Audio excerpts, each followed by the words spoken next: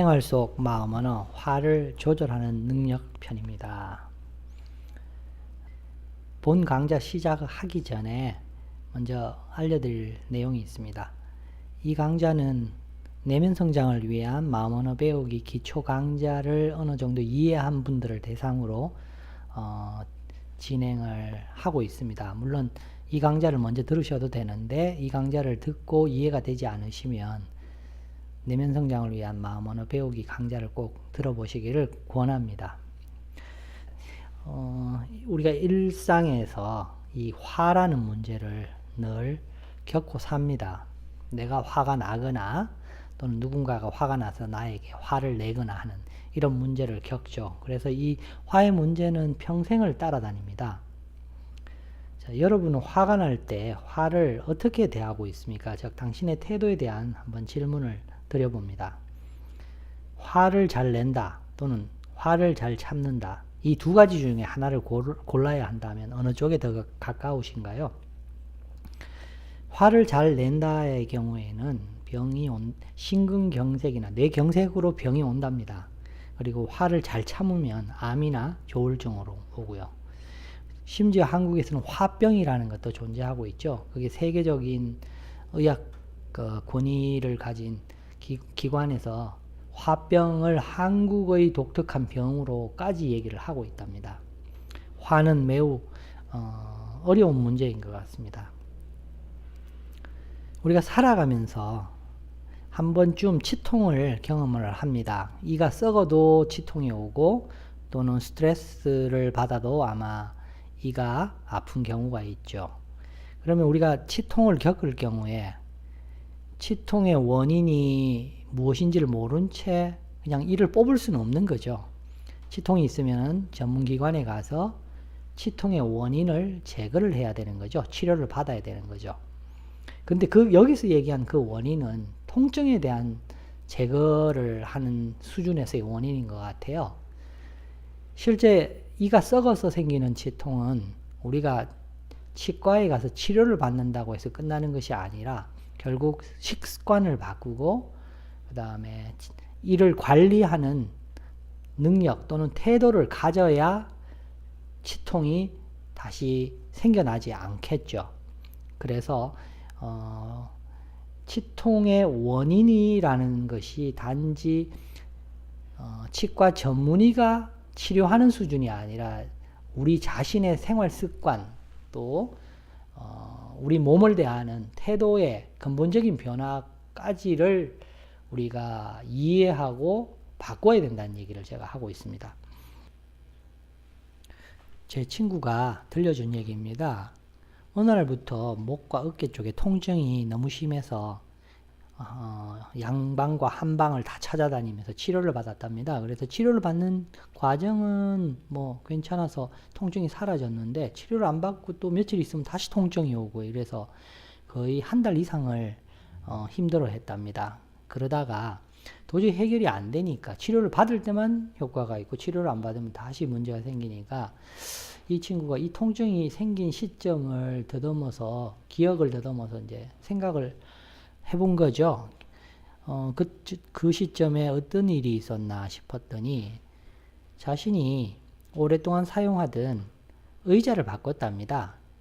근데 그 의자가 예전 의자하고 어떻게 차이가 났느냐를 보니까 예전 의자는 의자에 목을 받치는 부분이 없었는데 새로 산 것은 목을 받치는 부분이 있었다고 합니다. 더듬어 생각해 보니까 자기는 일을 하다가 중간중간에 뒤로 목을 제껴주고 어깨를 제껴주고 했는데 목이 달린 의자는 목을 뒤로 제낄 수가 없어서 결국은 이제 통증이 왔다라는 것을 알게 된 거죠. 그래서 그 친구는 목이 달린 부분을 빼고 의자를 사용하면서부터 통증이 사라졌다고 하더라고요. 자, 이 경우에 이 통증의 원인을 근본적으로 찾아서 이 친구는 해결을 한 거죠. 자, 통증을 없애는 것이 중요한 것이 아니라 통증을 없애는 것이 중요하죠. 그러나 통증의 원인까지 제거를 하지 않으면 안 된다는 얘기를 드리고 싶은 겁니다. 자, 그런데 이 통증이라는 것은 결국은 몸이 마음에게 하는 어떤 메시지죠. 즉, 통증이라는 것은 몸의 언어입니다. 그래서 마음이 통증을 몸의 언어처럼 이해할 수 있어야 된다라는 거죠. 단순하게 통증 자체를 사라지게 하는 것이 아니라 마치 누군가가 말을 하는데 그 말을 못하게 한다라는 게 아니라는 거죠. 자, 그럼 화는 어떻습니까? 화 역시 마음이 마음에게 말을 하고 있는 겁니다. 저는 그것을 마음언어 단어라고 부르고 있습니다. 화를.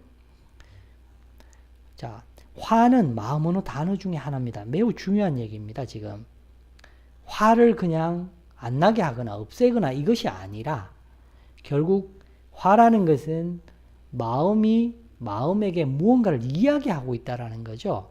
그런데 우리는 화를 현상적으로만 아는 수준에 거치고 화에 대해서 깊이 배워본 적이 없는 거죠. 화가 만약 언어라면, 마음 언어라면 언어 능력을 가져야 하는 것처럼 배워야 한다라는 것입니다. 외국어를 배우는 것처럼 말입니다.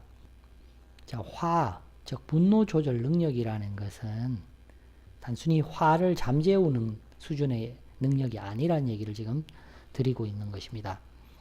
우측에 있는 이 그림은 어떤 물질의 구조를 지금 분자 구조를 이제 아마 보여주는 것 같은데 여러 요소가 연결되어서 입체적으로 존재하고 있는 거죠. 화의 조절 능력, 화를 조절하는 능력 역시 마찬가지입니다. 화를 조절하는 능력은 첫 번째 내면 인식 능력에서 출발을 합니다. 그리고 구분 능력이 있어야 하고요. 그 다음에 판단 능력, 이해 능력, 쉼의 능력, 가치관 등이 제대로 발달되어 있을 때 화를 조절할 수 있는 능력을 가질 수 있는 것입니다. 근데 이게 참 어려운 얘기죠, 지금. 제가 지금 이 강좌에서는 소개 수준이기 때문에 뒤에서 내면 인식 능력과 구분 능력, 그 다음에 쉼의 능력 정도만 소개를 할 것입니다. 판단 능력은 뭐 상황에 대한 판단 능력이겠죠. 화를 함부로 냈다가는 큰 문제가 생길 수도 있고요. 또는 화의 원인이 타인에게 있을 수도 있지만 또 자신이 또 잘못 이해할 수 있기 때문에 이해 능력도 필요하고요.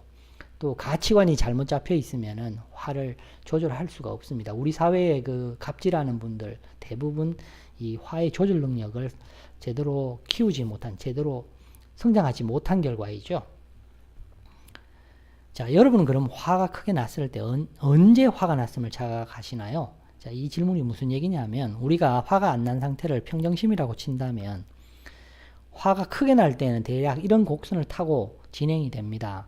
그런데 화가 너무너무 크게 나면은 우리가 화에 갇혀가지고 자신이 화가 나 있는 상태라는 걸 자각하지 못하고 화가 잠잠해졌을 때, 내가 아까 화가 정말 너무 많이 났지, 또는 화를 왜 괜히 냈다, 이런 생각을 한다라는 거죠. 그래서 많은 경우는 화가 크게 났을 때 자각은 5번이나 4번, 뭐 빠른 분은 3번 정도가 되겠죠. 2번의 경우에는 화 속에 갇혀있기 때문에 자신이 화가 났다는 자각하기보다는 화를 내고 있거나 화 속에 홀홀 타고 있는 거죠. 그렇다면 왜 내면 인식 능력이 필요하냐면은 화가 크게 나기 전에 빨리 이것을 인식한다면 어쩌면 화를 조절할 수 있을 가능성이 높아지기 때문입니다. 자, 그 이유를 설명을 드릴게요. 소방관들에게는 골든타임이라는 게 있답니다. 큰 화재의 경우 5분 내에 현장에 도착하지 않으면은 그 불을 진압하는 것이 거의 불가능하다고 합니다. 그래서 이 골든타임 안에 도착해서 불이 더 커지기 전에 불을 제거하는 거죠. 그래서 이 골든타임이 중요한데 마찬가지로 내면 인식 능력 역시 화가 무척 커지기 전에 이것을 빨리 인식해야만이 이 소방관들이 불을 잡는 것처럼 똑같이 자신의 화를 조절할 수 있다는 뜻입니다. 자, 이해가 가시죠? 이때는 거의 화를 제거하는 것이 불가능하다라는 거죠. 자, 지금 얘기하고 있는 것은 바로 이 내면 인식 능력 부분이죠. 네, 그 다음은 여러분은 화가 나는 것과 화를 내는 것을 잘 구분하고 계십니까? 성격이 급한 분들은 화가 나면 무조건 화를 냅니다. 또는 우리 사회에 갑질하는 사람들 다 화가 나는 것과 화를 내는 것을 구분하지 못하는 거죠. 그분들은 구분 능력이 떨어지는 사람입니다. 물론 그들도 자신보다 힘이 더 센 사람 앞에서는 화가 나지만 화를 내지 않고 참겠죠. 그러나 자신보다 힘이 약한 사람들한테는 이것을 구분하지 못하는 거죠. 자, 그래서 이 화가 나는 것과 화를 내는 것을 구분하는 능력이 없다. 즉, 그 얘기는 성격이 무척 급한 거죠. 또는 타인에 대한 배려하는 태도가 없다든지 이런 경우인데, 이 구분 능력이 발달한다는 얘기는 훨씬 더 복잡한 능력으로 발달하게 된다는 겁니다. 즉, 화가 나는 것과 화를 내는 것 사이 텀이 있느냐라고 제가 물어봤는데, 이 텀이 없다면 KTX처럼 화가 나는 경우 화를 내는 건데, 이 텀이 있는 것만으로는 안 된다라는 거죠. 화가 나는 것과 화를 내는 것 사이의 틈이 커져야만이 자신이 화가 났을 때 상황을 판단하고, 판단 능력이죠.